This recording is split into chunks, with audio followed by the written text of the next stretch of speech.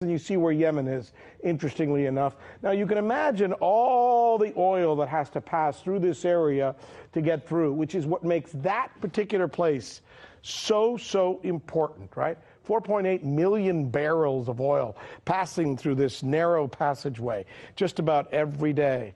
And now we're told the real reason for the war in Yemen is a religious conflict between Shia Houthis and the Sunnis, or the Saudis, or some other part, when in actuality, it's all about the oil.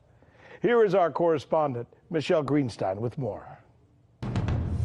Now, unsurprisingly, one of Washington's strategic objectives is to maintain control over any major seaway, and Bab el-Mandeb is designated by the U.S. Department of Energy as a major oil transit choke point. But here's where it gets interesting. There's also the issue of the untapped oil of Yemen itself. According to the U.S. Energy Information Administration, Yemen has proven oil reserves of about 3 billion barrels. A U.S. geological survey from 2002 assesses that when undiscovered potential is added to known reserves, the total petroleum resource endowment for Yemen rises to 9.8 billion barrels of oil equivalent. But the petroleum that Yemen sits on has yet to be fully explored.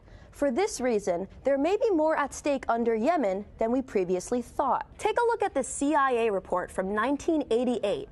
Although it's filled with redactions and was only declassified in part, it suggests that South Yemen alone, which was its own country at the time, has an oil potential of 5 billion barrels. Not only does the CIA write that South Yemen's potential recoverable oil resources could be considerably larger than its estimate, they also write that deposits of oil and gas probably exist in the newly created neutral zone along the disputed border between North Yemen and South Yemen. According to economic expert Hassan Ali al-Saneri, the scientific research and assessments conducted by the international drilling companies show that Yemen's oil reserves are more than the combined reserves of all the Persian Gulf states.